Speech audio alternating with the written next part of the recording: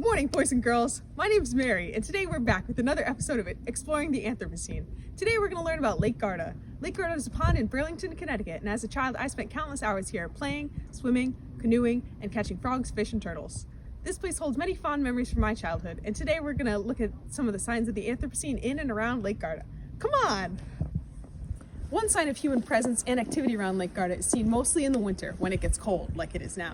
Here in New England, we get a wintry mix of snow and ice most years. Conditions like that can be tough to drive in, so many people use sand or rock salt to treat roads and driveways. These two products can have very different but equally damaging effects on the lake. As you can see, the general topography of the area doesn't help in this regard. There's lots of hilly areas around the lake, so when snow and ice melt in the spring or when it rains, lots of junk gets washed into the water. Sand is generally considered a more eco-friendly way to create traction on roads, but using it this close to a body of water can be damaging to ecosystems. This generally happens in the springtime, when rainfall and melting snow wash the excess sand into the lake.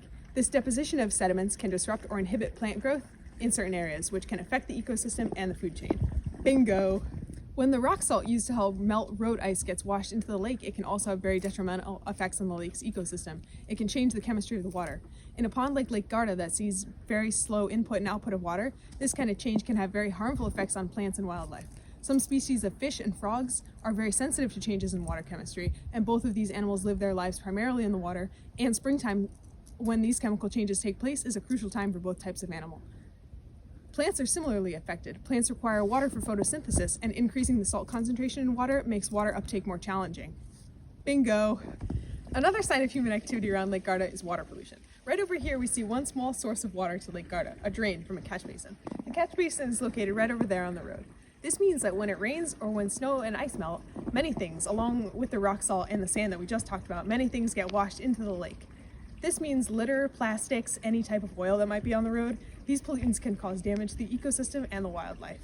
Bingo! Additionally, this lake is used for many recreational activities. Kids play in the sand on the beaches and people go swimming, canoeing, and fishing in the summers. The mere presence of people leads to the potential for personal items and garbage to be left in and around the lake. From sand shovels to bracelets, from snack wrappers to fishing tackle, any number of things can end up and have ended up in the lake as pollution. This specific type of pollution could lead to the formation of technofossils. The term technofossil was coined by university professors to describe the material footprints that humans will leave behind through their material goods. Lost or discarded items that make their way into Lake Garda could easily match this description. For example, a lost fishing lure could easily sink to the bottom of the lake, get buried under sediment and organic material, and show up many, many years later in the geologic record as a fossil. At Lake Garda, given its many recreational uses, there's potential for this to happen with all sorts of items. Bingo! Another indicator of human activity occurs in the summer, in the water, right in front of my neighbor Cliff's house. Cliff is a boomer and uses all sorts of fertilizer and pesticides to protect his lawn and make it green. The thing is, though, that Cliff's yard is more of a hill, which is consistent with much of the area surrounding Lake Garda. So when the summer storms come, lots of fertilizer gets washed into the water. This is evident when the algae starts to bloom in front of Cliff's house. While Lake Garda is not used as a drinking source, the type of algae that grows can be dangerous to the humans using the lake for recreational activities, and again, for the plants and the wildlife in the area. Bingo, Cliff. One more obvious way human activity is evident around Lake Garda is the existence of human structures. There are a variety of docks and drainage structures and retaining walls all built around the lake. These are things that are here today, but over time they will break down and erode away, adding more sediment and material to the lake. Bingo! Another indicator of human activity is the very existence of the lake itself. The lake was formed in the 1920s when an Italian immigrant named Harry Battistoni bought some land in this low-lying area and built a dam on a small brook to create the lake. Today, the lake is used for a number of recreational activities throughout all 4 seasons. Lake Garda is evidence of how humans can alter streams and brooks to create larger bodies of waters, like lakes, and create whole new ecosystems. Bingo!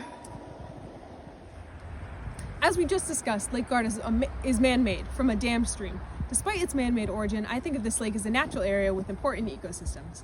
The idea that humans are having increasing negative effects on this location seems inevitable given its many recreational uses, but saddens me nonetheless. Water pollution, litter, fertilizers all wash into the lake. All have profoundly negative effects. There are no positive sides to any of these things. But the evidence of human activity is going to be seen anywhere humans are active. The existence of the lake itself from the alteration of a stream is not innately bad, but does add to the mounting evidence of human activity in the geologic record. The eventual existence of technofossils in this area will also be evident in the in the geologic record and will help inform whoever digs them up in the future as to what life was like at this time around Lake Garda. Thanks for joining me this week while we explored Lake Garda. Tune in again next week to see what else we'll be exploring in the Anthropocene.